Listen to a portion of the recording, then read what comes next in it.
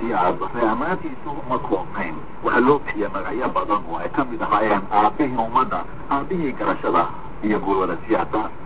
askartana dabaatalada qabsatay waxay ururiyeen caruurtii agoontahayd iyo kuwa iyaguna iska dabadyaal ee aan haysanin xitaa ku xisaab waxaana la geeyey xeryo waxbarasho iyo taabaro lagu siiyo oo ay ku noolaadaan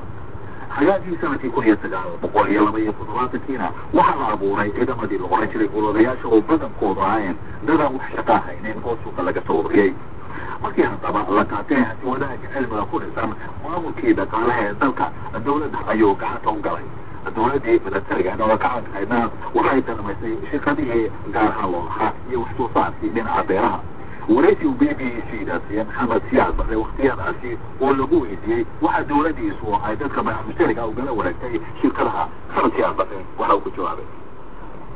jaalle gabar baa walaalkeed naafka qabtay waxay tiri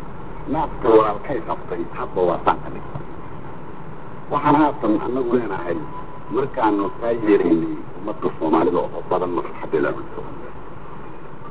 marka haddee ninkii beecushariga ahaa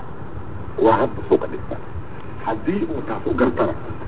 waa nin fiican haddii uu keligay noolaado inta kale hadhibato usu gartana isagay jirtaa laakiin annagu dhan nagama hayso waxaan ku leeyahay ninkii hadda xoolaha lahaana horay baan ula hadallo waxaanu nidhi u leeyahay xagga warshadahoo annaguna aan kaala shaqayno oo dowladda nafteeda kaala qayb gasho oo sheer ha yeelato ama qaar ha yeelato kuwii shaqaalaha ahaana dowladda danba shaqaalaha leh